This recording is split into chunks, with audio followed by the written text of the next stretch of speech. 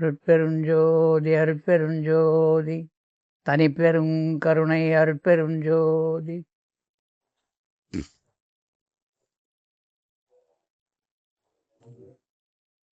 அன்பு ஆன்மநேயம் கொண்ட எனது உயிரில் கலந்துள்ள அன்பு ஆத்ம சகோதர சகோதரிகளே, வள்ளல் பெருமான் அவர்கள் பிண்ட அனுபவ லட்சணம் எழுதியிருக்கின்றார்கள். இந்த உடல் எவ்வாறு வந்தது, எவ்வாறு வாழ்ந்து கொண்டிருக்கிறோம், இந்த உடலிலே காய சித்தி உபாயங்கள் பல இருக்கின்றன. காய சித்தி அப்படின்னா இந்த உடலை சித்தி செய்வது தான் காய சித்தி. காயம் அப்படின்னா நுண்ணிய ஒரு பொருளுக்கு காயன்னு பேர். காயம் என்றால் இரண்டுபடாத ஒரு பொருள், மிக நுண்ணிய பொருள், கண்ணுக்கே புலப்படாத ஒன்று.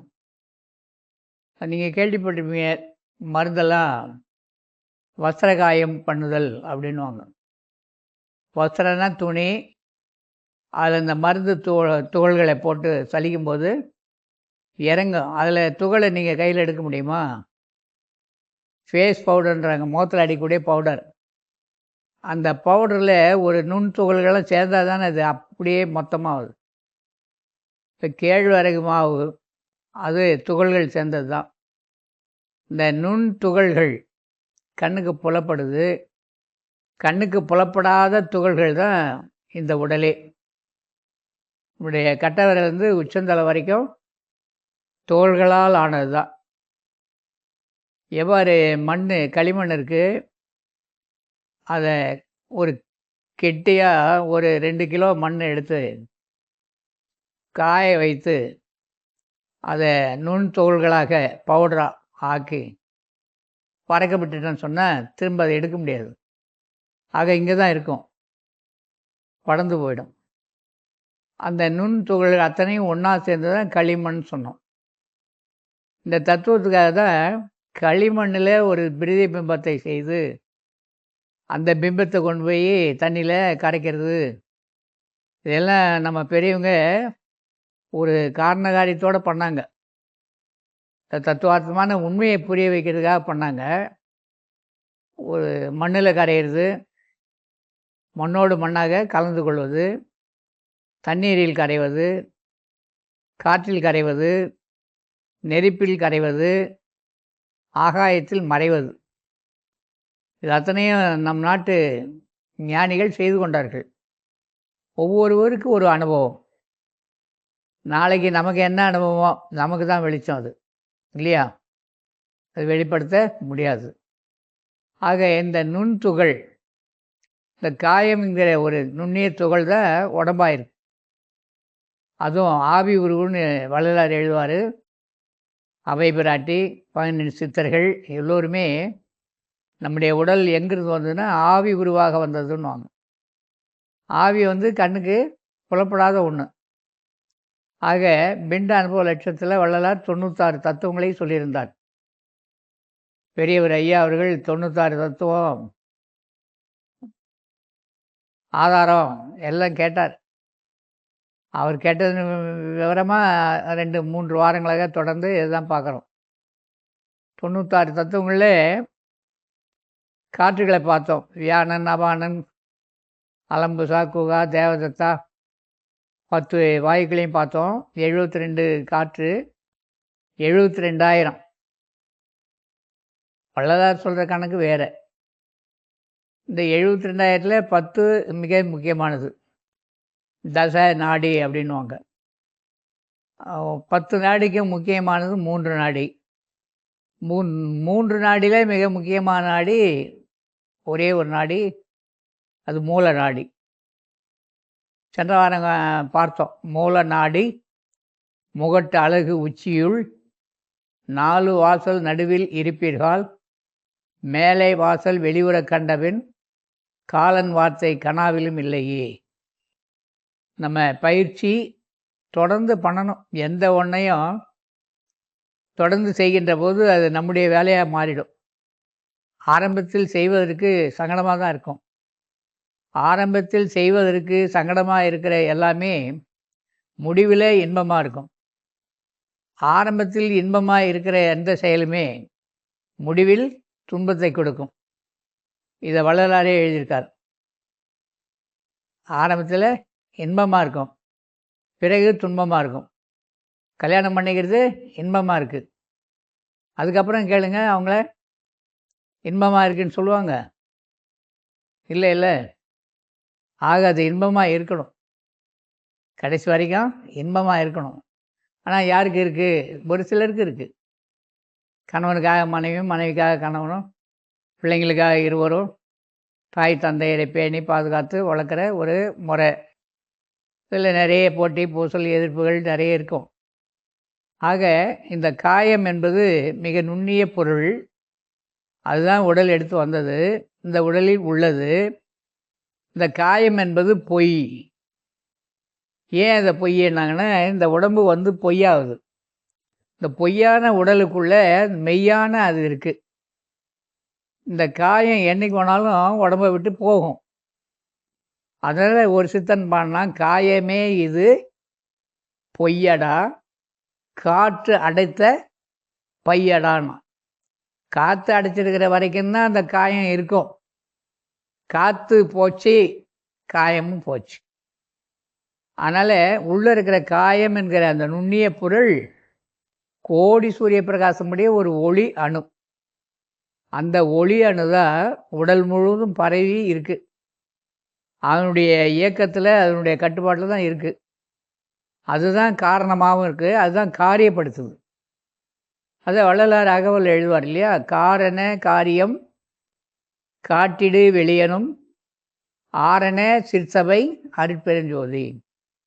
இந்த சிற்சபை என்பது வெற்றிடம், வெறு வெளி. அந்த வெளியில் அந்த இயக்கம் நடந்துகிட்டு இருக்கு.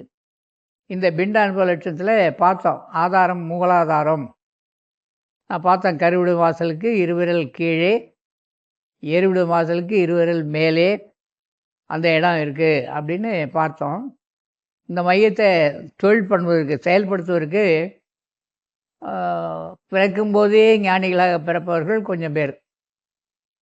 புத்தர் அப்படின்னு சொன்னால் பிறக்கும்போதே அப்படி பிறந்தார். சுவாமி விவேகானந்தர் பிறக்கும்போதே பிறந்தார், இடையில் அது தெரிந்து கொண்டார். இப்போது நாம் யார்? வள்ளல் பெருமான் தன்னுடைய வரலாற்றை அவரே எழுதியிருக்கார். குடும்ப கோரம், குடும்ப கோஷம் பாடல்கள் அரிப்பாவில் நான் எப்போ பிறந்தேன், எங்கே பிறந்தேன், என்னமா பிறந்தேன், சிதம்பரம் கொண்டு போனாங்க, என்ன என் தாய் தாவனார் அழைச்சிட்டு போனாங்க, தூக்கிட்டு போனாங்க. திரை தூக்கி அந்த குருக்கள் காட்டுகின்ற போது நான் பார்த்து சிரித்த அந்த கதையை எழுதியிருக்கார் அவரே. இப்போ 6 மாத குழந்தையா 3 மாத குழந்தை சிரிக்குமா? இப்போ அந்த திரை தூக்கி அந்த ஒளியை காட்டும்போது சிரித்ததாக அவர் பெற்ற அனுபவத்தை அவருடைய பாடலில் அவராக எழுதியிருக்கார். அப்போது பிறக்கும்போதே பிறந்தவர் ஒரு ஞானி, அவருடைய அனுபவம். அந்த அனுபவத்துக்கு நம்மெல்லாம் கொண்டு போகிறதுக்காக எவ்வளோ முயற்சி பண்ணுறார். நம்ம எல்லாம் அந்த நிலையை அடையணும் அப்படின்னு. யாருமே இந்த உலகத்தில் அம்மா நினைக்க மாட்டாங்களே, நான் கோடீஸ்வரனானா எல்லோரும் கோடீஸ்வரனாக இருக்கணும், நான் லட்சாதிபதியாக இருந்தால் என்னை சார்ந்த அத்தனை பேரும் லட்சாதிபதியாக இருக்கணும், நான் பெரிய நிலச்சுவார்ந்தாராக இருந்தால் என்னை சுற்றி இருப்பவர்கள் எல்லோரும் நிலச்சுவார்ந்தார்களாக இருக்கணும். அப்படி ஒரு எண்ணம் யாருக்காவது இருக்குமா? நான் மட்டும்தான், எனக்கு எழுதான் எல்லாம். குடும்பத்திலே அதான் நடக்குது. நான் சொல்கிறது கேளு, அது சொல்லும், நான் சொல்கிறது நீ கேளு. கேட்கலன்னா வெளியே போ. நீ என்ன போக சொல்கிற, நான் போகிறேன். இவ்வளோ தான் கதை ஆரம்பிக்குது இல்லைங்களா? எங்கேயுமே அந்த பணிந்து போகக்கூடிய தன்மை இல்லை. பணிவு ரொம்ப உயர்ந்தது. கணவன் மனைவிகிட்டையோ, மனைவி கணவன்கிட்டையோ, அப்பா கிட்ட பிள்ளையோ, பிள்ளைகிட்ட அப்பாவோ அம்மாவோ பிள்ளையோ பணிந்து போகிறதுனால எந்த தவறும் கிடையாது. ஆனால் பணிவு வராது. ஏன்? அது நம்ம கூட பிறந்த அகங்காரம். அகங்காரம் நம்ம கூடவே பிறந்து வந்து வளருது. சின்ன குழந்தையாக இருக்கும்போதே கூட வரும்னு வள்ளலார் எழுதியிருக்கார்.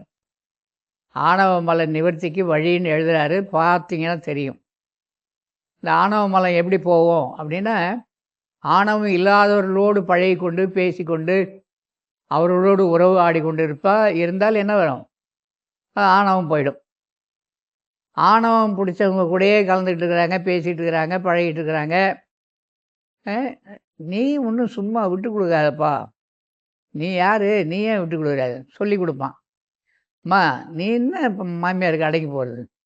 அதெல்லாம் அடங்கி போகாத. மாமியார்கிட்ட சொல்லுவாங்க, நீ என்ன அவளை நேற்று வந்தா நீ போய் அவகிட்ட அடங்கி போகிறதா? இப்படி போட்டு விடுறவங்களாம் நிறைய இருக்குது. வீட்டுக்கு வரும்போதே இது போட்டு விடுமா, இல்லை எடுத்து விடுமா சிக்கலைன்னு பார்க்கணும்.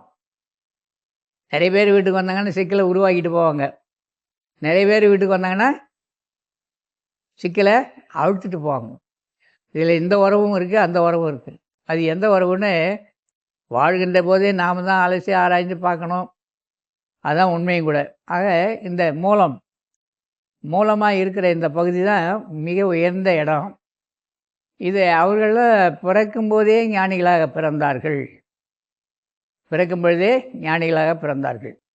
ஆனால் அவங்களால அது சாதிக்க முடிந்தது. அவர்கள் சாதித்த, அவர்கள் அடைந்த அனுபவங்களை நமக்கு நூலாக ஆக்கி கொடுத்தார்கள். ஏன்? நாம் அடையணும் தான். நான் அடைந்த சுகத்தை நீர் அடைதல் குறித்தே ஏன் உரைத்தேன், இரக்கத்தால் எடுத்துரைத்தேன். வள்ளலார் எழுதுகிறார். நான் உங்கள் மேலே இறக்கப்பட்டு இதையெல்லாம் சொல்லுகின்றேன். நீங்கள் என் சொல்வழியை கேட்டு நடக்க மாட்டீங்க, நடக்கக்கூடாதுன்னே இருக்கீங்க, ரொம்ப சங்கடமாக இருக்குன்னு வருத்தப்பட்டவர் வள்ளலார். எல்லோரும் எழுதிட்டு போகிறாங்களா? இல்லை, எல்லோருமே வருத்தப்படுறாங்க. பட்டினத்தார் வருத்தப்பட்டு நிறைய பாடியிருக்கார், பத்திரகிரியாக பாடியிருக்கார். எல்லா ஞானியுமே நம் மீது வருத்தப்பட்டு உண்மை தெரியாமல் வாழ்ந்து கொண்டிருக்கிறோமே அப்படின்னு ரொம்ப சங்கடப்படுறாங்க. நமக்கு உண்மை தெரியுது, சில நேரம் தெரியல, சில நேரம் புரியுது, சில நேரம் புரியல, சில நேரம் அறிந்து கொள்கிறோம், சில நேரம் அறியாமை இருள் வந்து சூழ்கிறது. இந்த குளத்து தண்ணியில் பாசப்படுகிற மாதிரி கொஞ்சம் யாரையாவது பார்த்து, யாரையாவது பேசி, யாரையாவது கேட்டு, எதையாவது படித்தோம் அப்படின்னா அந்த பாசி கொஞ்சம் தூரம் போகும், தண்ணி தெரியும். ஆமாம், நாம் இனிமேல் இப்படி தான் இருக்கணும். திரும்ப என்ன செய்யும்? அந்த பாசி வந்து மறுபடியும் மூடிக்கும், மறுபடியும் தண்ணியை மறைக்கும். அது மாதிரி முழுவதுமாக அப்புறப்படுத்த வேண்டும். இதை தான் ஞானிகள் நமக்கு கொடுத்த உபதேசங்கள். அதனால் இந்த 96 தத்துவம் என்பது என்ன, இது எங்கே இருக்கும் அப்படின்னு பார்த்தோம். மூலாதாரம் அப்படின்னு சொல்லியிருக்காங்க. அதை அவர்களெல்லாம் பிறக்கும்போதே சித்திகளோடு பிறப்பார்கள். நாம் பிறந்துட்டோம், முயற்சி செய்து தான் அடையணும். முயற்சி செய்து தான் அடையணும். என்ன மாதிரிலாம் முயற்சி பண்ணணும்? அதனால தான் யோக சாஸ்திரங்கள் உருவானது. வடமொழியில் பதஞ்சலியார் எழுதினார் அப்படின்னு சொல்லுவாங்க. நம்ம திருமூலர் அழகாக தமிழில் செய்திருக்கார், மிக அற்புதமாக செய்திருக்கார். அடுத்து அவருடைய அடியில் வந்த அத்தனை பேரும் எழுதியிருக்காங்க. வள்ளல் பெருமானும் எழுதியிருக்கார். அங்கே யோக சாஸ்திரத்தை தமிழில் நிறைய எழுதியிருக்காங்க. இதில் இந்த யோக சாஸ்திரத்தில் திருமூலர் சொல்லுவது அல்லாது பதஞ்சலியார் மிக தெளிவாக எழுதுகிறார்.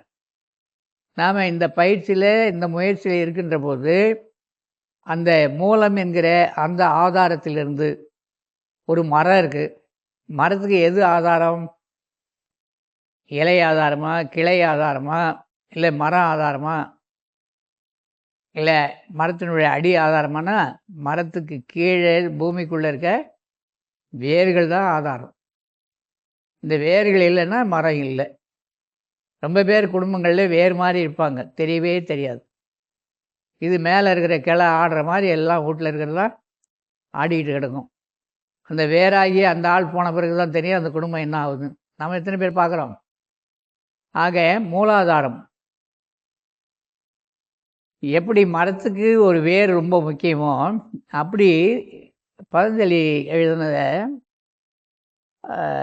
பகவத்கீதையில் 8வது அத்தியாயம்னு நினைக்கிறேன், படிச்சிருக்கேன். 8வது அத்தியாயத்தில் தியான யோகம்னு ஒரு பகுதி வரும். அதில் ஒரு படம் ஒன்று போட்டிருப்பாங்க பழைய காலத்தில். என்ன படம்னா, தலைக்கீழே ஒரு மரம் இருக்கும். எங்கேயாவது மரம் தலைக்கீழே இருக்குமா? இந்த உடல் பகுதியை தலைக்கீழாக போட்டிருப்பார்கள். எங்கேருந்து? தலையிலேருந்து வந்து கிளைகள் பெரியுது. கை, கால், உடம்பெல்லாம் பிரியுது. ஆதாரம் எங்கே இருக்குன்னா உச்சிக்குள்ளேருந்து வரும். நம்ம யோக சாஸ்திரத்தில் சொல்லுகின்ற முறை அது. ஆக வேர் தான், வேர் பகுதியில் கிளை வேர்கள்லாம் உண்டு. ஆணி வேர்னு ஒன்று இருக்கும். அதுலேயும் மரங்களில் நம்முடைய இந்த தாவரையியல் படிக்கிறாங்க இப்போல்லாம். முன்னோர்கள் தாவரையியலை பற்றி நிறைய தெரிஞ்சு வச்சுருக்காங்க. இந்த இலையினுடைய வடிவங்கள், இந்த வேரினுடைய வடிவங்கள், வேர்களுடைய பயன்கள், இந்த மரங்களையெல்லாம் நமக்காக இறைவன் இயற்கை கொடுத்த வரம். அதனால் மரங்களை நாம் என்ன பண்ணணும்? காக்க வேண்டும். நமக்கு உணவாகிறது. நமக்கு மட்டுமா? எல்லா உயிர்களுக்கும் காரணமாகவும் காரியமாகவும் இருக்குது மரம். வேற ஒன்று. ஆனால் மரங்களை நம்ம லேசாக நினைக்கவே படாது. ஆக இந்த மரங்கள், இந்த வேர் பகுதி, நம்முடைய உடல் பகுதியில் இந்த வேர் பகுதி எங்கே இருக்குது அப்படின்னு தெளிவாக எழுதுகிறாங்க. இந்த ஆதாரம் தான் ரொம்ப முக்கியமானது. இந்த வேர் பகுதியில் வடக்கே செல்லும் வேர். இது மற்ற நாட்டுக்கு பொருந்துமா? சைனாவுக்கு, இலங்கைக்கு அதெல்லாம் பொருந்துமானா நம்ம இந்திய திருநாட்டில் தமிழ்நாட்டுக்கு மட்டுமே பொருந்தக்கூடிய ஒரு விஷயம். ஒரு மரத்தினுடைய வடக்கு பக்கமாக செல்கின்ற வேர்களை மட்டும் வெட்டி எடுத்து விடுமையானால் மற்ற வேர்கள் அந்த மரத்துக்கு இருந்தால் கூட மரம் பட்டு போகும் என்று ஒரு ஞானி எழுதியிருக்கார். இது அந்த அளவுக்கு அவருக்கு என்ன ஒரு ஆய்வு பண்ணியிருப்பார். இந்த வடக்கே போகும் வேர் மூலிகை சாஸ்திரங்களை படித்தீங்கன்னா இந்த வேரை தாயத்துன்றது ஒரு பெரிய எத்து வேலை. அது எத்து, அதனால தான் தாய் எத்துன்னு பேர். எத்தா பேசுறது, எத்தா கறக்கிறது எல்லாம் நடக்குது இல்லையா நாட்டில். இந்த எத்தா வாழறது தான் தாய் எத்து. அவ கொடுத்துட்டு எத்தா பணம் வாங்குறது தாய் எத்து. எத்து காசு வாங்கிக்கிறது. கையில் கட்டிக்கோ, கண்ணில் படாமல் கட்டிக்கோ, எல்லா வேலையும் செய்யணுமா. ஏற்கனவே நம்ம படைத்தவன் நமக்குள்ளே 58 தாயத்தை கட்டி தான் அனுப்பிச்சிருக்கார். அது செய்யாத வேலையை இது செய்ய போதா? புரியாது மக்கள். ஏழைகள், அறிவிலே ஏழைகள். அதனால் அறியாமையிலே வாழ்கின்றார்கள். அப்போ அந்த வேர் என்ன பண்ணும்? ஒவ்வொரு வேருக்கும் ஒரு தனித்துவம் உண்டு. ஆக நம்முடைய உடல் பகுதியில் தண்டுவடமும் தண்டுவடம் முடிவும், இந்த முடிவு நடு மேலே, கீழே, நடுவில், மேலே 3 இடமும் ரொம்ப முக்கியமானது.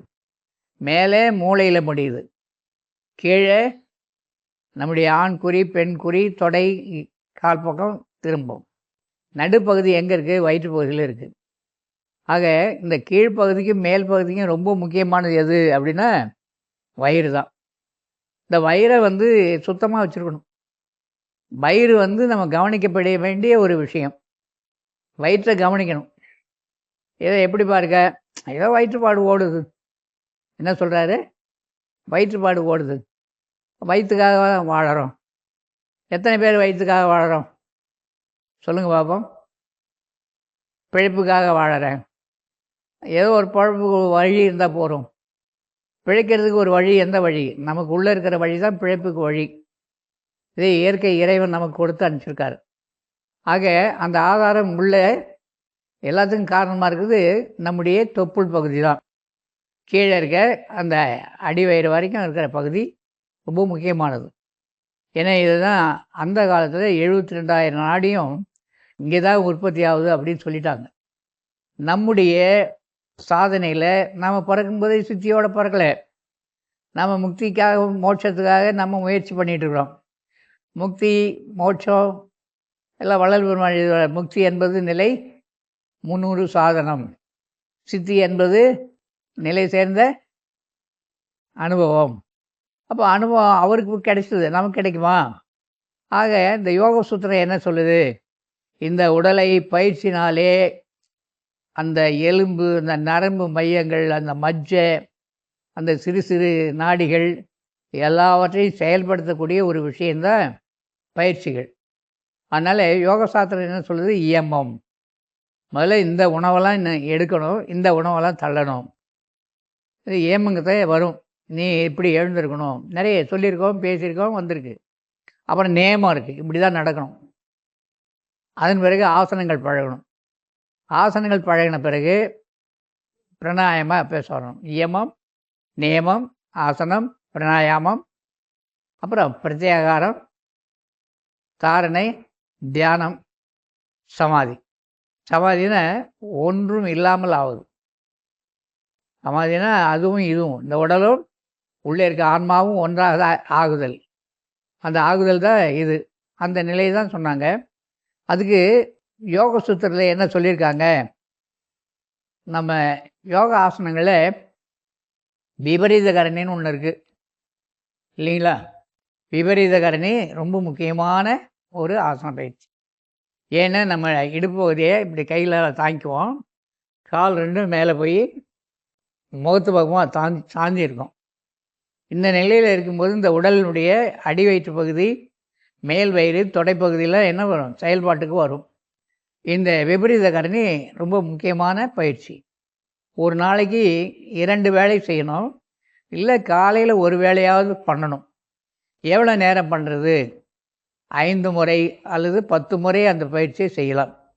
இப்போ இதுக்கே நேரம் சரியாக இருக்குன்னா அப்புறம் முக்தின்னா மோட்சம்னா என்ன சும்மா வருமா? முக்தி அடையணும், மோட்சம் அடையணும். ஆக பயிற்சியை நான் எதுவும் செய்ய மாட்டேன், ஆனால் அடையணும் முடியுமா?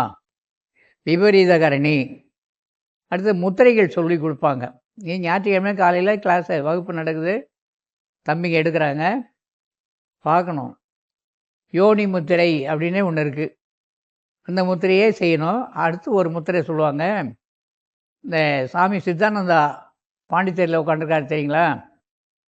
இந்த முத்திரைக்கு என்ன பேருங்க? சித்தாசனன்னே பேர். ஆசனத்துக்கு பேர் சித்தாசனம். 2 குதிகால்களும் நம்முடைய ஆசனவாயை ஒட்டி நிற்கும். 2 காலில் இப்படி இருக்கும், ரொம்ப நேராக இருக்கும். 2 குதிக்காலும் அந்த இடத்த முட்டி இருக்கும். கருவிடு வாசலுக்கும் எருவிடு வாசலுக்கும் இடையில குதிக்கால் போய் முட்டும். 2 குதிக்காலும் முட்டும். அப்படி முட்டும்போது அப்படியே இருந்துக்கிட்டு அதில் நவுளி அதில் உட்டியானதாக பண்ணுவாங்க. நீங்கள் பண்ணிடுறீங்களான்னா நான்லாம் பண்ணது தான், இப்போவும் பண்ணிட்டு தான் இருக்கிறோம். அதனால் உடல் கெட்டால் கூட உடல் சரியாகுது. உடல் கெடும், உடல் சரியாகும். மனம் கெடும், மனம் சரியாகும். மனித வாழ்க்கை தானே, நம்ம தான் கடவுளாக வந்துட்டோம். அதனால் எல்லாமே நமக்கும் உண்டு. அப்போ விபரீத கரணி. அடுத்து இந்த யோனி முத்திரை ரொம்ப முக்கியமானது. இந்த யோனி முத்திரை செஞ்ச பிறகு மகாதேவ முத்திரை. மகாமுத்திரை வேறு, மகாதேவ முத்திரை வேறு. மகாமுத்திரையை வள்ளலாரே சொல்லியிருக்கார். நான் சொல்லியிருக்கேன் சென்ற வாரம். இந்திரிய ஒழுக்கத்தில் மல ஜல உபாதிகளை கிரமமாக கழித்தல் வேண்டும். அப்படி சரியாக போகலைன்னு சொன்னால் என்ன சொல்லியிருக்காரு? மூலாங்க பிரணவ தியானம். மூலாங்க பிரணவ தியானம் அல்லது ஔஷதிகள், அதாவது மருந்துகள். இதையாவது சாப்பிட்டு தினமும் வெளியே போயிடணும். தினம் வெளியே போனால் தான் அந்த உடம்பு நல்லாயிருக்கும். நாம் வெளியே போகிறதுக்கு முன்னாடி நம்ம வெளியே போயிட்டு போகணும். வெளியே போயிட்டு போகாமல் நீ வெளியே போயிட்டேன்னு வச்சுக்கோ, வழியில் எவ்வளோ அவஸ்தைப்பட்டிருக்கோம், பட்டிருக்கோமா இல்லையா? அதனால் முதல்ல எழுந்ததும் எங்கே போகணும்? வெளியே போகக்கூடாது. வீட்டில் இந்த வயிற்று பகுதியிலே வெளியே தள்ளணும். அது வெளியே போகிறது ரொம்ப முக்கியம். மகாதேவ முத்திரை, மகாமுத்திரை ரொம்ப முக்கியம். அடுத்து ஜாலாந்த பத்திர முத்திரை, ஜாலாந்த பந்த முத்திரை. அது ரொம்ப பெரிய விஷயம். ஜாலாந்த பந்த முத்திரை அருமையாக செய்யலாம். இந்த முத்திரைகளில் ஞாயிற்றுக்கிழமை காலையில் கேட்கணும், நீங்கள் கேட்டால் சொல்லி தருவாங்க.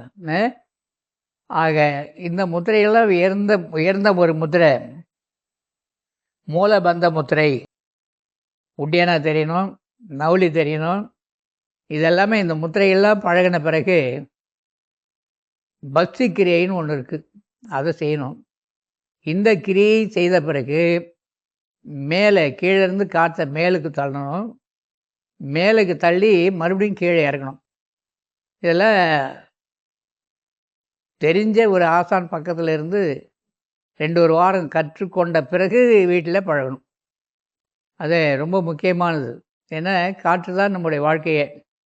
அந்த காற்று மட்டும் லேசாக எங்கேயாவது போய் நின்று தொலைஞ்சிதுன்னு வச்சுக்கோங்க, நம்ம தொலைஞ்சிருவோம், நோயில் விழுவோம். அதனால் சர்வ ஜாக்கிரதையாக இந்த பயிற்சியெல்லாம் ஒரு ஆசானுடைய துணை இல்லாமல் பழகக்கூடாது. நெட்லலாம் வருது, யூடியூப்பில் வருது, புத்தகங்களே வருது. அதெல்லாம் பார்த்து பண்ண முடியுமா? நான் ஆசான் ஒருத்தர் இருக்கணும், கூட இருந்து கற்றுக்கொள்ளணும். இதை பண்ணணும். அதான் எழுதிட்டார். ஜாலாந்த பந்த முத்திரை, மூலபந்தம் இருக்குது, மூலபந்த முத்திரை இருக்குது, கபாலபாதின்னு ஒன்று இருக்குது. ஞாயிற்றுக்கிழமையில் கேளுங்க, சொல்லி தருவார். பஸ்திக்கிரியை, கபாலபாதி ரொம்ப முக்கியமானது. அது சாதனையாளர்கள் நல்லா பயிற்சி பண்ணிங்கன்னா, அந்த பயிற்சியை பண்ணும்போது மேலே அப்படியே இப்படி இருக்கிற ஒரு பொருள் இப்படி விடிகிற மாதிரி தெரியும். உங்களுக்கே அனுபவம் ஆகும். அப்படி மேலே மின்னோட்டம் அழகாக பரவும். அது பரவுறத நல்லா உணரலாம். ரொம்ப காலம் அந்த பயிற்சியெல்லாம் பண்ணிட்டு வந்தீங்கன்னா மலரும். ஏன்னா இந்த மூளையினுடைய செல்ஸ், அதாவது ஒவ்வொரு அணுத்துகள்களும் விரிவடையும். இது இந்த முத்திரைகளை பண்ணால் தான் வரும். அடுத்து சாம்பவி முத்திரை, இதை பற்றியும் நாம் பேசியிருக்கிறோம், சொல்லியிருக்கிறோம். சாதாரணமானதல்ல சாம்பவி முத்திரை. ஏகப்பட்ட முத்திரைகள் இருக்குது. 21 முத்திரைகள் இருக்குது. 21 முத்திரையில் நமக்கு தெரிஞ்ச ஒரு 10ஆவது பண்ணணும். இல்லை முக்கியமான 3 முத்திரைகளாக செய்யணும். 2 காதுகளுக்கும் 2 கட்டை விரல், 2 கண்ணுக்கும், 2 நாசி துவாரத்துக்கு, மேல் உதடு, கீழ் உதடு.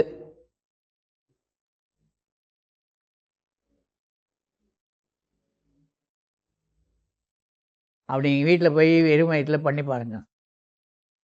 பண்ண சப்தம் ஒரு சப்தம் 2 சப்தம் இல்லை, நிறைய நீங்கள் உணரலாம்.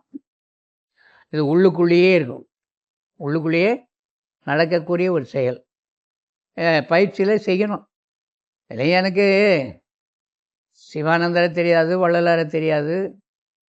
70, 71லலாம் 65, 66, 67லாம் சுற்றிக்கிட்டு இருப்பேன். 67ன்றது 50 பிறந்து 67 சுற்றின எத்தனை வயசு? 50 பிறந்து 67 சுற்றினா என்ன வயசு? 15, 16, 17 இதே வேலை. எங்கே யார் கிடைப்பாங்க? யார் கூட சுற்றலாம்? ஒரு ஜோல்னா பையன் ஒன்று தூக்கி போட்டு சுற்றுற வேலை தான். அன்றைக்கும் சுற்றணும், இன்றைக்கும் சுற்றுறோம் இல்லை? ஆமாம். மிக சாம்பவி முத்திரை ரொம்ப முக்கியமானது. அடுத்தது பார்த்திங்கன்னா, இதை எல்லாத்த விட இது முக்கியம் அது முக்கியம்னு சொல்கிறீங்க, அப்புறம் எல்லாம் முக்கியம்னு சொல்ல வரீங்க. அஸ்வினி முத்திராசனம் திருமணம் செய்து கொண்ட கணவன் மனைவி இருவருமே பழக வேண்டிய ஒரு பயிற்சி. அது அந்த ரொம்ப முக்கியமானது. கணவன் மனைவி யோகம் அதெல்லாம் வளர்ந்து வருவார். உங்களுடைய துணைவியாருக்கு இதெல்லாம் சொல்லிக் கொடுங்கன்னு சொல்லியிருக்கார். பெண்களுக்கு யோகம் முதலியன சொல்லித் தருதல் வேண்டும். அவர்கள் நம்முடைய துரிய ஆசிரம காலத்தில் நமக்கு ஒத்து இருப்பார்கள். ரொம்ப குடும்பத்தில் பிரிவினை வர்றதுக்கு முதல் காரணம், இவர் இந்த நிலையில் போயிட்டுருப்பார், அது உன் வேலையை நீ பாருன்னிடும். அவங்க போயிட்டுருப்பாங்க, இவர் உன் வேலை ஏலாம் நீ பாரு, நான் வரலன்னுவார். ஏன்னா இந்த பயிற்சி மேலே வைத்து பழக்க வழக்கங்களை மாற்றி இவங்க பயில்கின்ற போது இவர்களுடைய உடலிலே சில மாற்றங்கள் ஏற்படும். அதை அவர்கள் உணர்வார்கள். ஒரு ஆண் பயிலுவாரே ஆனால் அவருடைய உணர்வுகளிலே அவர் வாழ ஆரம்பிப்பார். அது அவருக்கு அனுபவம் ஆகும். 2 பேருடைய உணர்வுகளும் ஒத்து இருக்கும்போது வாழ்க்கை சிறப்பாக இருக்கும். இந்த உணர்வுகள் மாறுபட்ட உணர்வுகள் இருக்கும்போது அவரால் அவங்களே திருப்தி பண்ண முடியாது, இவங்களால் அவரை திருப்தி பண்ண முடியாது. இந்த உணவு போட்டு திருப்தி இன்பன்றது வேற, திருமண இன்பன்றது வேற. அந்த திருப்தி இன்பத்தை இருவரும் சேர்ந்து செய்யணும் அப்படின்ற ஒரு தத்துவத்துக்காக தான் வள்ளல் பெருமான் இருவருமே யோகம் செய்தல் வேண்டும் சொன்னார். அதுவும் குறிப்பாக பெண்களுக்கு யோகம் இல்லைன்னு சொல்லித்தருதல் வேண்டும். ஏன்னா அவங்களுக்கு இதை பற்றி தெரியாது, அடக்கி வச்சுருந்தாங்க. நீ எல்லாம் யோகா பண்ணக்கூடாதுன்னு சொன்ன காலம் ஒன்று உண்டு. இப்போ அப்படி இல்லை, அவங்களுக்கு சொல்லித்தரணும். வள்ளலார் தான் சொன்னார். வள்ளலாரே பெண்கள் தூக்கி தலையில் வச்சுக்கிட்டு ஆடணும். ஏன்னா வள்ளலாரை மாதிரி யாரும் பெண்களுக்கு அவ்வளோ சொன்னவர் இல்லை. அதனால் அப்போ சாம்பவி முத்திரை, அஸ்வினி முத்திரைன்றது வேறு ஒன்றும் இல்லை. நாம் முன்னாடியே சொல்லியிருக்கேன், மாடு இல்லை குதிரை இதெல்லாம் சாணம் போட்ட பிறகு இந்த ஆசன வாயை சுருக்கி விரிக்கும். இதை நீங்களும் நானும் இருந்தால் தான் பண்ண முடியும். இது ரொம்ப முக்கியமானது. இதுதான் ஆணோ பெண்ணோ சிறுநீர் கழிக்கும்போது கூட போயிட்டு உடனே விட்டுடக்கூடாது. நிறுத்தி நிறுத்தி நிறுத்தி நிறுத்தி விடணும். ஏன்னா அந்த மையம்தான் நமக்கு சீராகும்.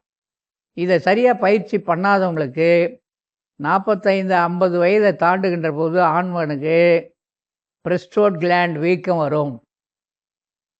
பிரஸ்டோட்ன்ற அந்த மையம் தான் ரொம்ப முக்கியமான மையம். அதை பற்றி தான் பேசுகிறோம்.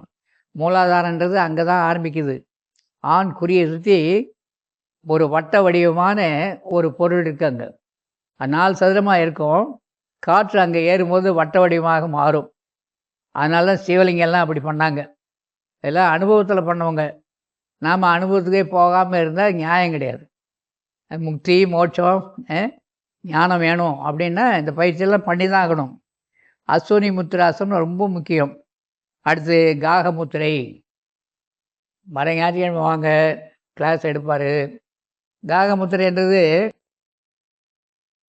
பதஞ்சலியார் சொல்லியிருக்கார்.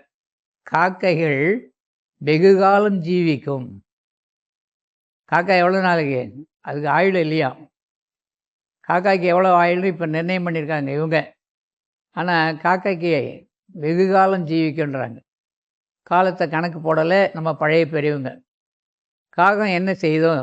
காகமுத்திரை. இல்லை, நீங்கள் சும்மாவாது வீட்டில் உட்காந்துட்டு அந்த கா கா சொல்லி பாருங்கள். ரொம்ப வேகமாக சொல்லி பாருங்களேன். காற்று எங்கேருந்து எது வரைக்கும் போகுதுன்னு பாருங்கள். இது போகும்போது இந்த உடலில் பல மாற்றங்கள் ஏற்படும். இதை நம்ம பெரியவங்க கண்டுபிடிச்சி அழகாக, நீ சாதாரணமாக செய்ய மாட்டேன், உங்கள் முன்னோர்களுக்கு சோறு வை. ஏன்னா முன்னோர்கள் சொன்னால் தான் என் பயம் வரும். வீட்டில் ஏதோ அப்பப்போ அடித்து விழுந்துக்கிட்டே இருக்கிறாங்க.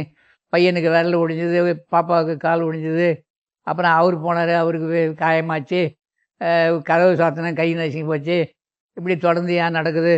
உடனே அவர் சொல்லிவிடார், உங்கள் வீட்டில் யாரோ பெரியவங்க செத்தவங்க இருக்காங்க, அவங்கள சந்தோஷப்படுத்தணும்.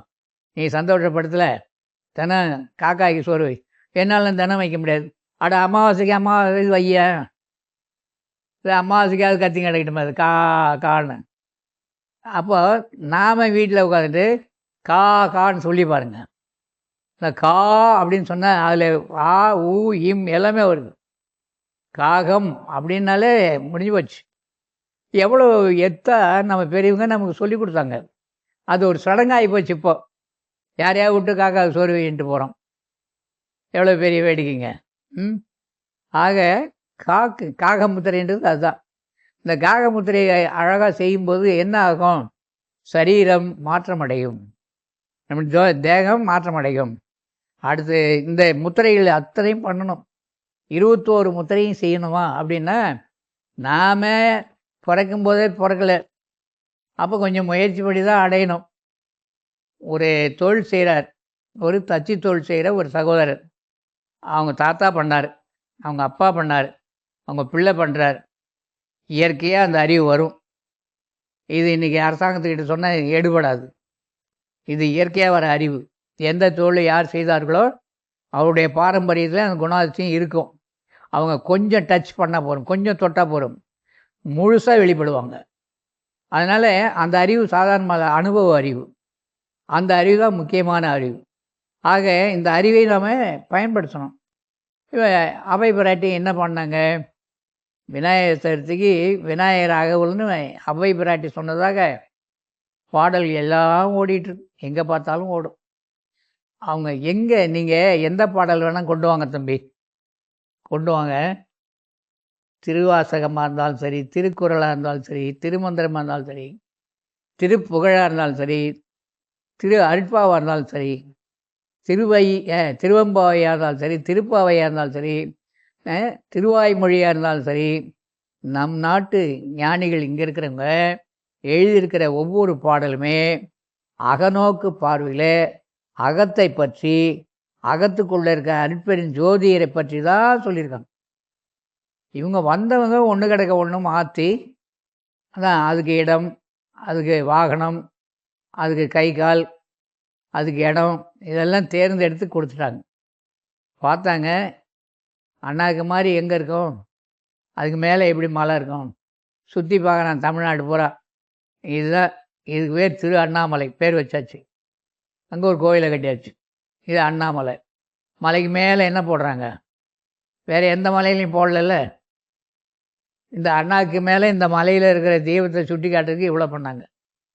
அப்படியே திரியேரகம், திருச்செந்தூர், திருச்சீர் அலைவாய். திருச்செந்தூருக்கு தான் திருச்சீர் அலைவாயின்னு பேர். பழமுதிர் சோலை எல்லாமே உள்ளே இருக்கிற அக அனுபவத்துக்காக உற்பத்தி செய்யப்பட்ட கடவுள்கள். கடவுளை உற்பத்தி செய்கிறாங்க, கடவுளை உற்பத்தி பண்ணுறாங்க. திருச்சிக்கு பக்கத்தில் ஒரு சின்ன கிராமம்தான். எனக்கு தெரிந்த நண்பர் அழகாக சிலைகள்லாம் செய்து எல்லாருக்கும் கொடுத்துட்ருக்கிறார். அதோட இல்லை, அந்த சிற்பக்கூடத்தில் எல்லாருக்கும் பயிற்சியும் கொடுக்குறார். அங்கே அதில் எழுதியிருக்கார், கடவுளர்கள் உற்பத்தி கூடம். எப்படிங்க? கடவுள்கள் உற்பத்தி கூடம். கடவுளை என்ன பண்ணுறாரு? ஆமாம், அதுக்கு பலத்தை எதிர்ப்பு வந்தது. அதை பற்றி அவர் கவலைப்படல. கடவுளை நாங்கள் உற்பத்தி பண்ணுறோம், என்ன மாதிரி கடவுள் வேணுமோ அதை செய்து தரார். கடவுள் உற்பத்தி கூடம்னு எழுதியிருக்கார். அதனால் கடவுள்களை உருவாக்கி கொடுத்துட்டாங்க. தத்துவங்களை சொல்ல வந்த பெரியவங்க தத்துவவாதமாக உண்மைகளை சொன்னாங்க. இதுக்கு இதெல்லாம் பண்ணிட்டாங்க.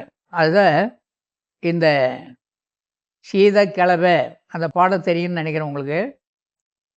சீதக்கிழவை செந்தாமரை பூவை பற்றி சொல்லி, சீதன்னா என்ன? சீத உஷ்ணம் சொல்கிறனால, சீதன்னா தண்ணி, சீதக்கிழவைன்னா தாமரை மலர், செந்தாமரை மலர். அது உடம்பில் இந்த மூலாதாரத்தில் என்ன நடக்குதுன்னு அந்த பாட்டியம்மா, பாட்டியில் அவங்க 16 வயசு பொண்ணு அது, இந்த உலகத்தில் அப்பயே தொந்தரவு தாங்கள்னு சொல்லி அவர்களாகவே தன்னுடைய உணர்வுகளால், தன்னுடைய யோக சாதனையினால் வயதான கிழறு எடுத்துக்கிட்டு கையில் தடி வச்சுக்கிட்டாங்களே தவிர அவங்க கிழவி அல்ல. வள்ளல் பெருமான் மறைகின்ற போது 12 வயது சிறுவனை போல் இருந்தாராம். ரொம்ப இளமையாக இருந்தாராம் வள்ளல் பெருமான். ஒரு ஆண் பயிற்சி சாதனை பண்ணும்போது பழைய வயசு வந்துடும்.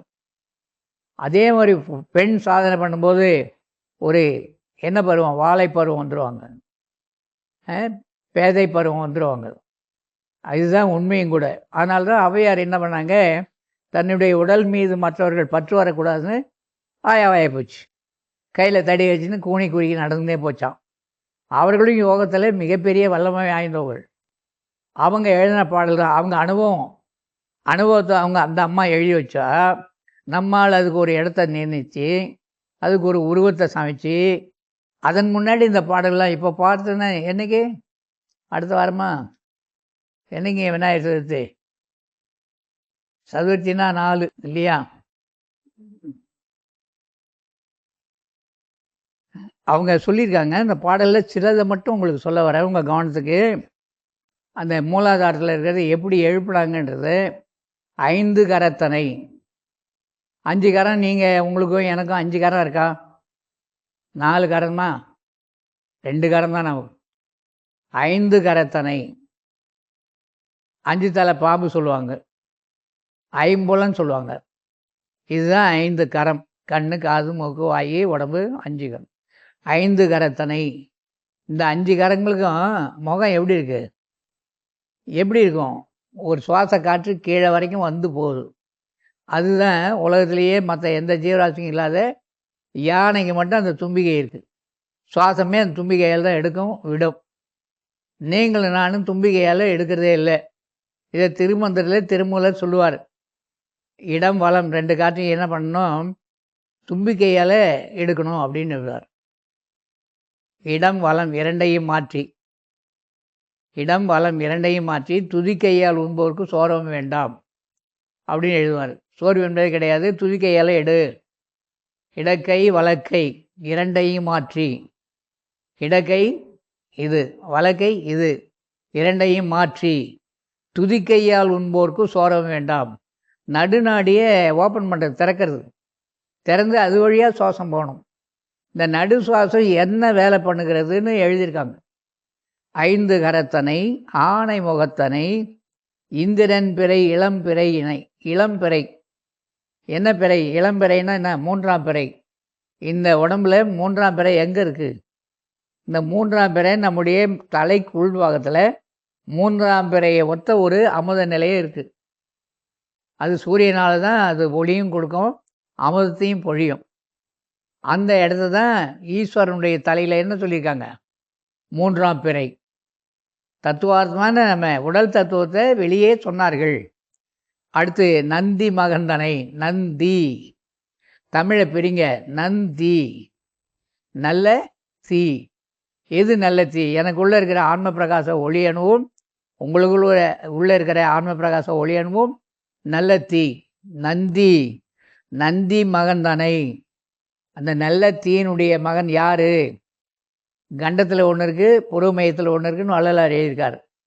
விசேஷ ஜீவன், சாதாரண ஜீவன், இந்த 2 ஜீவனுக்கும் ஆதாரமாக இருக்கிறது இந்த ஒளி தான். நந்தி மகந்தனை.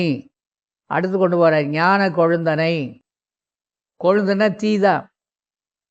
தீ கொழுந்து விட்டு எரியுதுன்றோம், கொழு கொழுன்னு இருக்குது குழந்தன்றோம். கொழுன்னா என்ன? கொழுன்னா நெருப்பு. கொழு என்ற சொல் நெருப்பை குறிக்கும். புத்தியில் வைத்து, எங்கே வைக்கணும்? ஞான குழந்தனை புத்தியில் வைத்து. நமக்கு மனம் இருக்குது, புத்தி, மனதை கடந்து போகணும். புத்தியிலே வைத்து. எங்கே வைக்கணும்னு சொல்லியிருக்காங்க? புத்தியில் வச்சுன்னு சொல்லியாச்சு. அங்கே கோயிலில் வச்சு, மேடை மேலே வச்சு இருக்காங்க.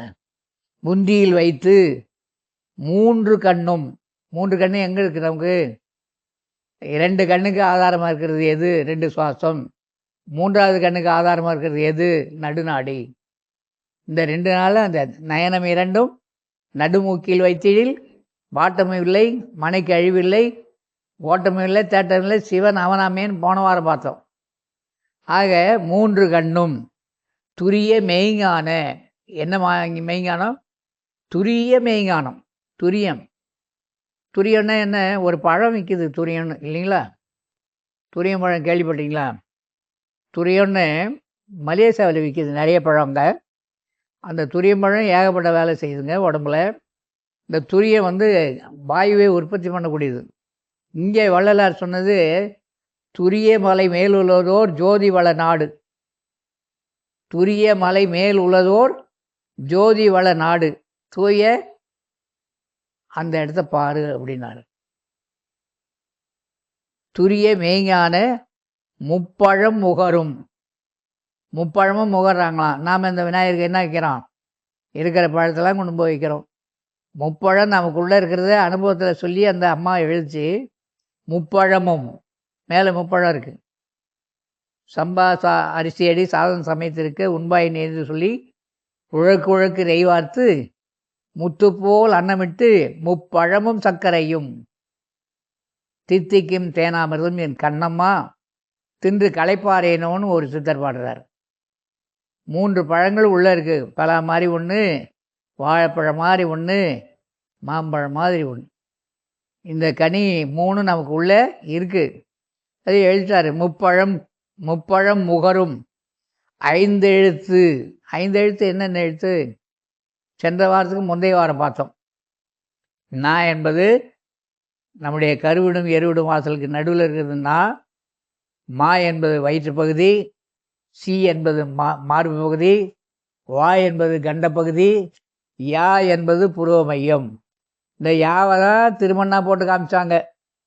ஆனால் போட்டுக்கிறோம், ஆனால் யா எங்கே இருக்குன்னு தெரியல.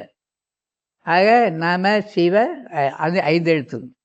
ஐம்புலன் அடக்கும் 5 எழுத்து சிரம் மீது வைத்து. அம்பை குரலில் அவங்க சொன்னது சிரம் மீது வைத்துன்னாங்க. நீங்கள் பிள்ளையார் மேலே வச்சுன்னு சொல்லவே இல்லை அந்த அம்மா. இந்த பிள்ளையார் மேலே வைக்காத, சிரம் மீது வைத்து செவியில். செவியில் சத்தத்தை யார்? நீ தான் காமிச்ச எனக்குன்றாங்க. ஐம்புலன் அடக்கும் உபாயம் எனக்கு சொல்லி கொடுத்த. ஐம்புலன்களையும் அடக்கிற உபாயத்தை வள்ளலார் சொல்லிட்டார். இந்திரிய ஒழுக்கம், கரண ஒழுக்கம், ஜீவ ஒழுக்கம், ஆன்ம ஒழுக்கம் சொல்லுகின்ற போது இந்திரிய ஒழுக்கத்தை தெளிவாக சொல்லுவார். கண்ணுக்கு, காதுக்கு, மூக்குக்கு, வாய்க்கு நம்ம எப்படி நடக்க வேண்டும் அப்படின்னு அழகாக சொல்லியிருப்பார். இந்திரிய ஒழுக்கம். ஐம்புலன் அடக்கும் உபாயம். 5 புலன்களையும் அடக்கும் உபாயம் வேணும். அதை அனுப்பும் ஒரு உபாயமும் வேணும். அதை பயன்படுத்தவும் தெரியணும், அதை கட்டுப்படுத்தவும் தெரியணும். தெரியலையே.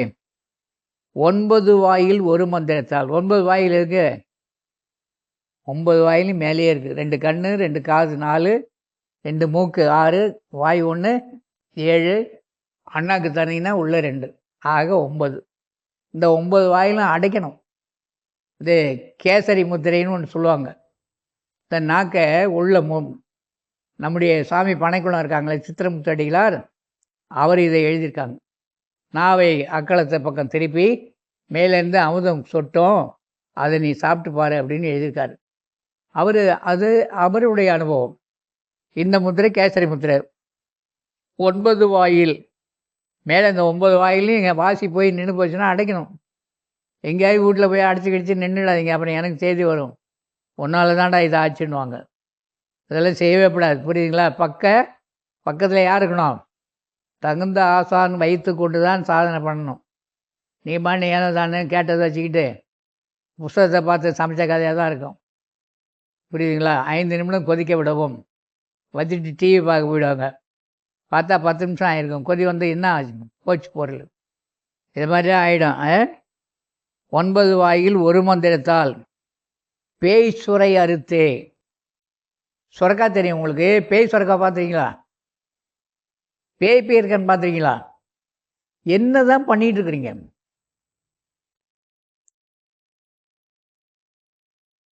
சுற்றி சுற்றி சுற்றி எல்லாவற்றையும் பாருங்கள். நீங்கள் இப்படியெல்லாம் இருக்கக்கூடாதுங்க. ரோட்டில் நடந்து போனால் செடி கொடி எல்லாம் என்ன இருக்குதுன்னு பார்க்கணும். எந்த செடி எங்கே இருக்குது, எந்த கொடி எங்கே இருக்குது, எந்த மரம் எங்கே இருக்குதுன்னு பார்க்கணும். எந்த பில்டிங் எங்கே இருக்குது, எந்த போர்டு எங்கே இருக்குதுன்னு பார்த்து பண்ணி என்ன. அவன் 58 போர்டு கட்டி வச்சுருவான் அந்த ரோட்டில். அதையெல்லாம் படித்து பார்த்தா தெரியுது உங்களுக்கு. இப்போ நான் பாண்டிக்கு போகிறேன், போத்தீஸ் எங்கே இருக்குன்னா எனக்கு தெரியும். போத்தீஸு பாண்டிக்கு போகிற வழியில் பூர்ணாங்குப்பத்தை தாண்டினதும் ஒரு இலவு மஞ்சள் மரம் இருக்குது, தெரியுமா? இலவு மஞ்சள் மரமா? பூர்ணாங்குப்பத்துக்கிட்டியா? எனக்கு தெரியாத. அப்போ இது தெரியுது. இலவு மஞ்சள் மரத்தை நீ பார்க்கலையா? உன் கண்ணேரம் தான் இருக்குது. புதுவைக்கு போகிற வழியில் மருத மரம் 2 இருக்குது. எந்த இடத்துல இருக்குது சொல்லுங்கள் பார்ப்போம். சொல்லலை. ஒவ்வொரு ஊருக்கு போகும்போது பக்கத்தில் இருக்கிறதுல என்னெல்லாம் இருக்குதுன்னு பார்க்கணும். ஏன்னா இது நம்ம பயன்பாட்டுக்காக நமக்கு இயற்கை கொடுத்த வரம், அதை நம்ம பயன்படுத்தணும். அடுத்து பேய் சுரை அறுத்து. நம்ம உடம்புல பேய் சுரை எங்கே இருக்குது? பேய் சுரக்கா இருக்குது இல்லைங்களா? பேய் பீர்க்க பார்த்துருக்கீங்களா? நாட்டு மருந்து கடையில் போய் பீக்கங்காய் கேளுங்க குளிக்கிறதுக்கு, மேலே தேய்ச்சி குளிக்கிறதுக்கு பீக்கன் வர. அந்த காலத்தில் அதான் உபயோகித்தாங்க. இந்த என்கிட்ட ஒன்று இருக்குது, பீக்கங்காய்க்குள்ளே நுரை இருக்கும். நாட்டு மருந்து கடையில் போய் கேளுங்க, கொடுப்பாங்க. அதை மேலே போட்டு தேய்ச்சி குளிச்சோன்னா இந்த சொரசொரப்பெல்லாம் போய் ஷைனிங் வரும், உடம்பு மழை இருக்கும். நீங்கள் வெண்ணெய் சாப்பிட வேணாம், நெய் சாப்பிட வேணாம், குளிக்கும்போது தேய்ச்சி குளித்தாலே போகிறோம். ஆனால் அதுக்கு பதில் இப்போ என்ன வந்திருக்கு? பிளாஸ்டிக்லேயே வந்திருக்கு. நீளமாக ஒரு கையில் ஒரு அதில் வேறு பிடிச்சிக்கலாம், பிடிச்சிக்கிட்டு தேய்க்கிறது, இப்படி தேய்க்கிறது, அதெல்லாம் இல்லை. பிளாஸ்டிக்கெல்லாம் உடம்புல படக்கூடாது. ஆக அந்த பேய் சுரையை அறுத்து, பேய் சுரைக்கா அறுத்துருவார். இந்த வயிற்று பகுதியில் காற்று போகாமல் மேல் பக்கம் போயிடுச்சுன்னா விவகாரம் முடிந்தது, ஞான அனுபவம் பெற்றோம். இடைப்பிங்களைன்னு எழுத்து அறிவித்து. அவையார் யாருக்கு பண்ணாங்க? நம்மெல்லாம் ஞானி ஆகணும்னு பாடி வச்சா அவர் முன்னாடி போய் நின்று இந்த பாட்டை நீ 58ல் 5 லட்சம் முறை கூட பாடு, ஞானம் வருமா? எதுக்கு அவங்க பாடி சொன்னாங்க? அவங்க அனுபவம் தானே. அதான் சொன்னாங்க, ஏட்டு சுரைக்காய் கறிக்காகாதுன்னாங்களே, அந்த கதை தான். இடைப்பிங்களையின் எழுத்தறிவித்து. இடது பக்கம் போகிற சுவாச காற்றுக்கு ஒரு சொல் உண்டு, ஒரு வார்த்தை உண்டு, ஒரு எழுத்து உண்டு.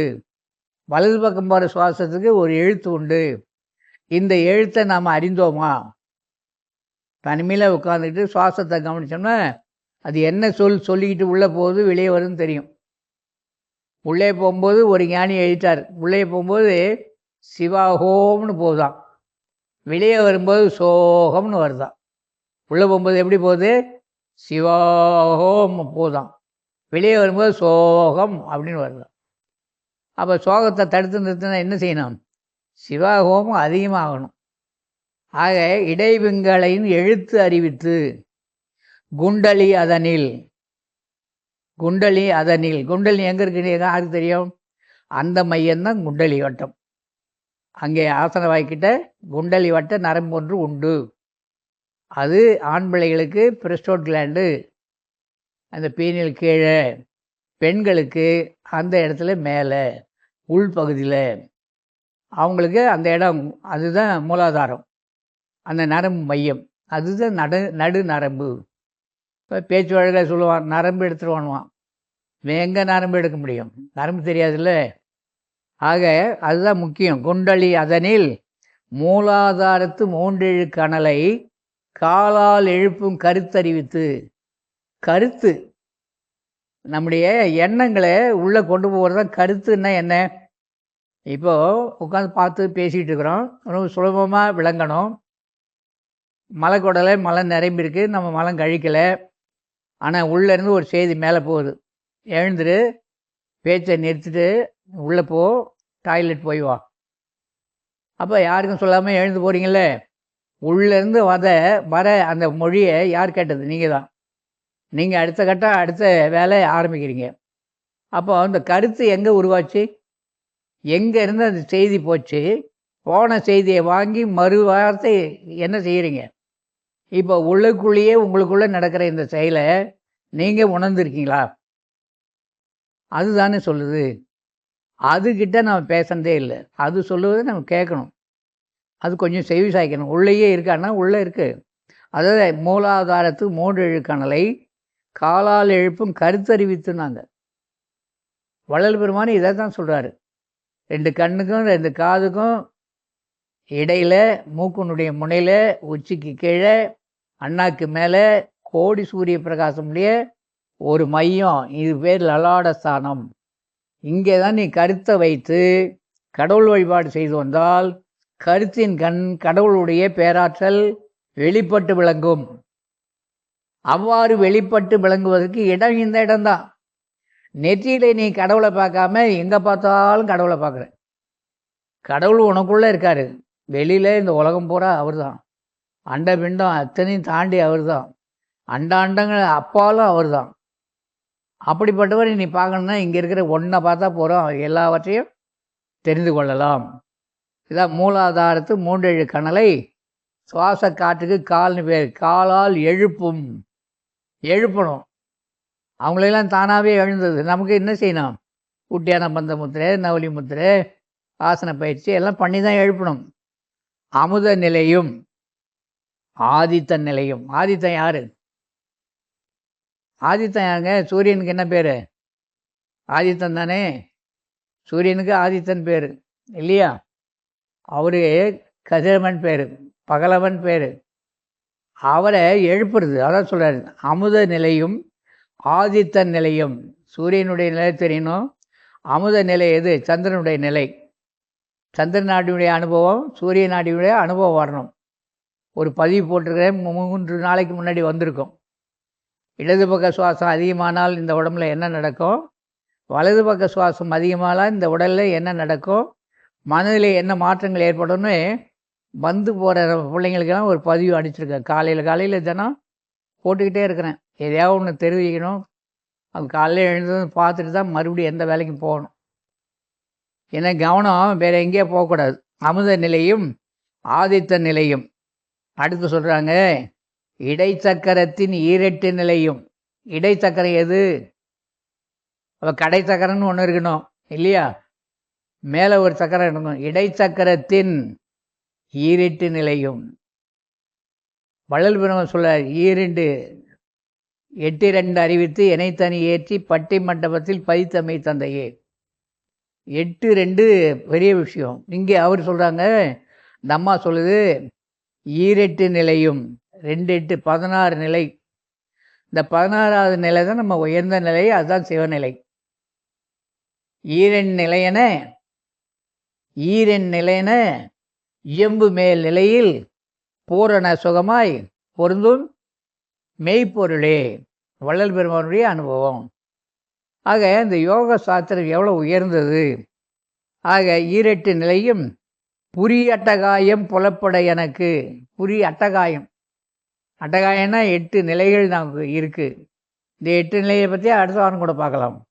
8 நிலையும் கருத்தினில் கபால வாயிலையும் காட்டி, நம்ம உள்ளே உதிக்கின்ற கருத்தில் கபால வாயில காட்டணும். கபால வாயில நாம் கண்ணால் பார்க்கணும். இந்த கண்ணால் வெளியில் இருக்கிறதெல்லாம் பார்க்கலாம். அந்த உள்ளே இருக்கிற அகக்கண்ணு உருவாயிடுச்சு அப்படின்னா இந்த 2 கண்களால் இந்த 3வது கண்ணை திறக்கணும். திறக்க வழி நீயே தான் செய்யணும். யாரும் கண்ணை திறக்க மாட்டாங்க. கண்ணை திறக்கணும் சாமி, எந்த சாமியும் திறக்காது. இந்த சாமி தான் திறக்கணும். எங்கே உள்ளே போய் நீங்கள் தான் திறக்கணும். அதனால் கருத்தில் கபால வாயிலை காட்டி, கபாலம் எது? மண்டை. இந்த கபாலத்துக்கு வாயில் எது? அண்ணாக்கு பக்கம் ஓடுதில்ல மேலே, அதான் வாயில். கபால வாயிலை காட்டி நீங்கள் விநாயகர் முன்னாடி நின்று, அப்பா மகனே விநாயகரா, ஈஸ்வர மகனே, முருகனின் அண்ணனே, பார்வதியின் மைந்தனே, எனக்கு கபால வாயில காட்டு, எண்ணி காட்டிருக்காரு. யார் காட்டிருக்காரு சொல்லுங்கள். ஏன் இந்த தத்துவங்களெல்லாம் இப்படி மக்களுக்கு புரியாமல் இப்படியெல்லாம் பண்ணி ஏதோ ஒரு நிலைக்கு மக்களை ஆளாக்கி வழிபாடுன்னு சொல்லி, எது வழிபாடு? இதுதான் வழி, இதுதான் நம்ம பட வேண்டிய பாடு. இதை தானே அந்த அம்மா எழுதி வச்சிருக்கு. கருத்தினில் கபால வாயிலையும் காட்டி இருத்தி முத்தி வாக்கும் மனமும் கடந்த, வாக்கும் மனமும் கடந்த மனோலயம்.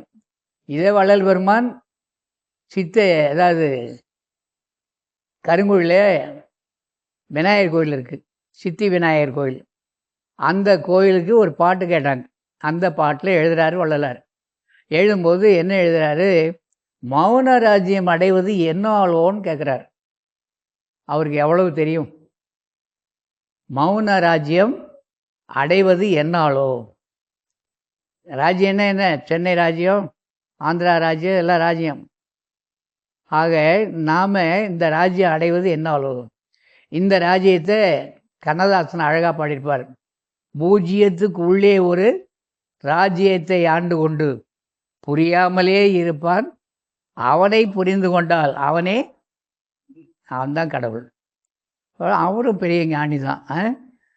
வாக்கும் மனமும் கடந்து, அதுதான் அணுவுக்கு அணுவாய், எல்லையில்லா இன்பம், எல்லையில்லா சந்தோஷம், எல்லையில்லா ஆனந்தம். இந்த உலகத்தில் உண்ணுவது ஆனந்தம், பார்ப்பது ஆனந்தம், கேட்பது ஆனந்தம், தொடுவது ஆனந்தம், நடப்பது ஆனந்தம். எவ்வளோ ஆனந்தம் அனுபவிச்சுன்னே இருக்கிறோம் இல்லைங்களா? இந்த எல்லா ஆனந்தங்களை விட உள்ளே போய் நாம் பெறுகின்ற அந்த அனுபவம் மிகப்பெரிய ஆனந்தம். அதுதான் பேரின்பம் அப்படின்னு சொன்னாங்க. பேரின்ப பெருவாழ்வு, எல்லையில்லா ஆனந்தம் சொல்லிட்டு ஐம்பல கதவை அடப்பது காட்டியாச்சு, கபால வாயில காட்டியாச்சு, மனோலயம் ஆயாச்சு. அடுத்த அடியில் என்ன வராங்க? உள்ளேயே ஒரு சப்தம் தோன்றும். சத்தத்தின் உள்ளே சதாசிவம் காட்டி, உட்கார்ந்து நீங்கள் தவம் பண்ணி தியானம் பண்ணி புருவ மத்தியிலே சிந்தனையோடு இருந்தால் உங்களுடைய காதுக்கு என்ன கேட்கும்? சத்தம் கேட்க ஆரம்பிக்கும். அந்த சத்தம்தான் உங்களுக்குள்ளே இருக்கிற அந்த சுவாசம், இந்த பிராணன் சிவத்தை காட்ட வேண்டிய அவர். சத்தத்தினுள்ளே சதாசிவம் காட்டி, சித்தத்தினுள்ளே சிவலிங்கம் காட்டி. எங்கள் கோயில்லையா இந்த அனுபவத்துக்காக பெரியவங்க கோயிலை கட்டி காண்பித்தார்கள். நீங்களும் நானும் கோயிலுக்கு போய் இதைத்தான் தெரிஞ்சுக்கணும். இதுக்காக தான் கோயில் கட்டினாங்க, வேறு எதுக்கு கட்டினாங்க? மாற்றி வேறு வழிபாடு நடக்கும் இந்த காலத்தில். எல்லையில்லா ஆனந்தம் சத்தத்தின் உள்ளே சதாசிவம் காட்டி, சித்தத்தின் உள்ளே சிவலிங்கம் காட்டி, அணுவுக்கு அணுவாய். பாடலில் நிறைய விஷயங்களை விட்டுட்டே வரேன், உங்களுக்கு தேவையானது மட்டும்.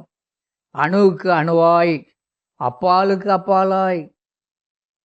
அணுவை பற்றி உலகத்தில் நிறைய ஆராய்ச்சி இப்போ தான் பண்ணிகிட்ருக்கிறான். அவ்வை குரல் எப்போ வந்தது? ஔவையார் எப்போ வாழ்ந்தாங்க? இவர்களுக்கெல்லாம் அணுவை பற்றி எப்படி தெரியும்? திருமந்திரில் திருமூலர் எழுதியிருக்கார். அணுவை பற்றி திருமந்திரில் திருமூலர் சொல்லாத கருத்தே இல்லை. 12 திருமுறையிலே 10ஆம் திருமுறை சாகா கல்வியை உணர்த்தக்கூடிய ஒரு நூல். வள்ளல் பெருமான் போற்றி புகழ்ந்த ஒரு நூல் திருமந்திரம். ஆக அணுவுக்கு அணுவாய் அப்பாலுக்கு அப்பாலை தத்துவ நிலையை தந்து எனக்கு என்னை ஆட்கொண்ட வித்தக வினா அகா. அகன்னா உள்ள கேள்விக்குறியாக இருந்த என்ன அகத்துக்குள்ளேயே இருந்து காட்டியே எவ்வளோ பெரிய விஷயம் அப்படின்னு இந்த பாடல் எழுதினாங்க இந்த அம்மா. ஆனால் நாம் புரியாமல் என்ன பண்ணிகிட்ருக்குறோம்? இதுதான் வள்ளல் பெருமான் அழகாக சொல்லுவார், மிக தெளிவாக நம்ம கொண்டு போகிறாரு. நான் சொன்னேன் இல்லைங்களா, மனித தேகத்தில் கோஷத்திற்கு 2.5 அங்குலத்துக்கு மேல் 4 சதுரமான ஒரு பையுண்டு. அதில் 16 வயதளவும் உண்டாகும் இந்திரியம் ஜலமாக சேருகின்றது. அவற்றில்தான் அதை மானச தடாகம் என்று சொல்வார்கள். 16க்கு மேல் சேரும் இந்திரியம் உறைந்த அந்த ஜலத்திற்கு மத்தியில் சேருகின்றது.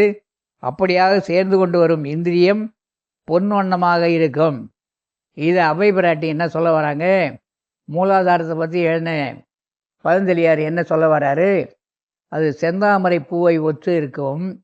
அதன் மத்தியில் ஒரு மஞ்சள் மகரந்தம் உடைய ஒரு விரிவான பகுதி இருக்கும். அந்த மஞ்சள் பகுதி தான் அந்த ஆதாரம் அப்படின்னு எழுதுகிறாரு. இன்றைக்கி பெண்களுடைய சூல் பயிற்சி 2 சூலகத்திலையும் உருவாகி வெளியே வரும் சூல். இந்த சூல் முட்டை உருவாகி வெடிக்கின்ற போது கலரில், அதாவது நிறங்களில் ஸ்கேன் பண்ணுறாங்க.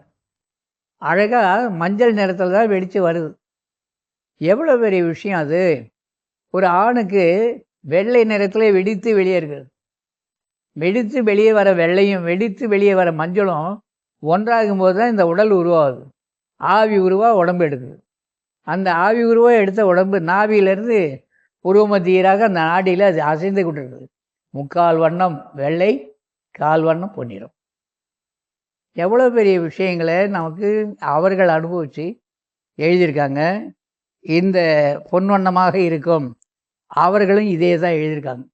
எல்லோருடைய அனுபவம் ஒன்றாகத்தான் இருக்கிறது. நம்ம அனுபவம் எப்படி இருக்கும்? வாரம் வாரம் ஓடிட்டுருக்கு இல்லைங்களா? ஒவ்வொருத்தரும் கொஞ்சம் சொல்லலாம்ல, என்னுடைய அனுபவம். ஏங்க என்ன அனுபவம், ஞாயிற்றுக்கிழமை வந்தால் 6 மணிக்கு உட்காரோம், கேட்குறோம். யாராவது மாறி இருக்கீங்களா? வீட்டில் மாறிட்டீங்களா? வெளியில் மாறிட்டீங்களா? நீங்கள் நீங்களாக இருக்கிறீங்களா? நான் நானாக இல்லைன்னா என்னை சொல்லணும். ஏய், நீ பேசுகிறிய, நீயா இருக்கியா முதல்ல? நாம இருக்கணும். இதெல்லாம் கேட்டும் என்ன பண்ணணும்? கொஞ்சமாவது வரணும், வழிக்கு வரணும். ஏதோ நேரம் டைம் பாஸிங்காக நம்ம பேசலை. நீங்களாம், நான் அன்றைக்கே சொல்லிட்டேன், நீங்களாம் வரீங்கன்னு தான் நான் பேசுகிறேன்.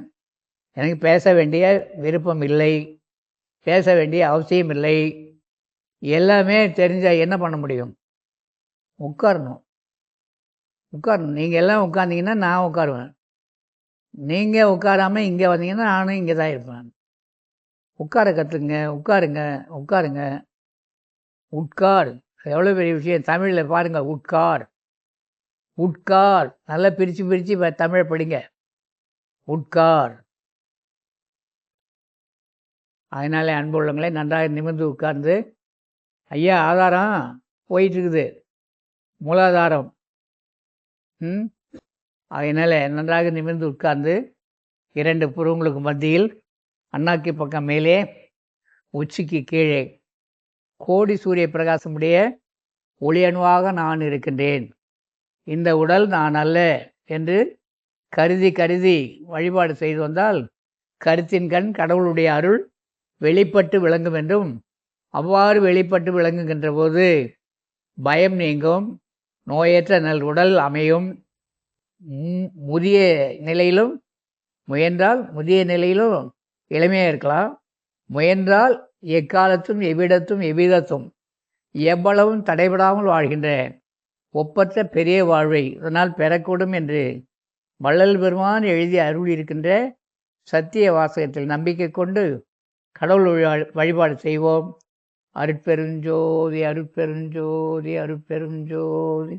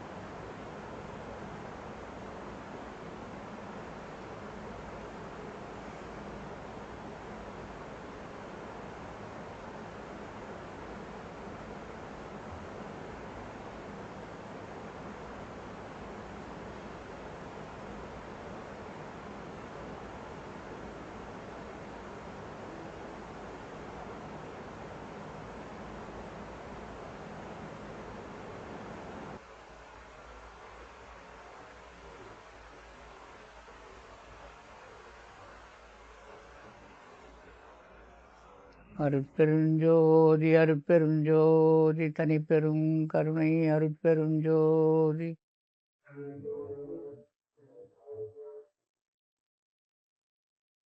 எல்லா உயிர்களும் இன்புற்று வாழ்க. கொல்லா நெறி உலகமெல்லாம் ஓங்குக. வள்ளல் மலரடி வாழ்க வாழ்க. நல்ல மழை பொழிக. நாடு வளம் பெறுக. அருட்பெருஞ்சோதி அருட்பெருஞ்சோதி தனிப்பெரும் கருணை அருட்பெருஞ்சோதி.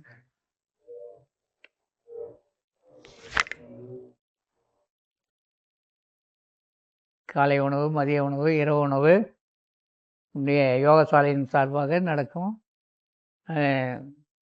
எங்கும் நிறைந்த எல்லாமுடைய குரு அவர்களை எண்ணி உணவருந்தி செல்லுமாறு அன்போடு வேண்டுகிறேன்.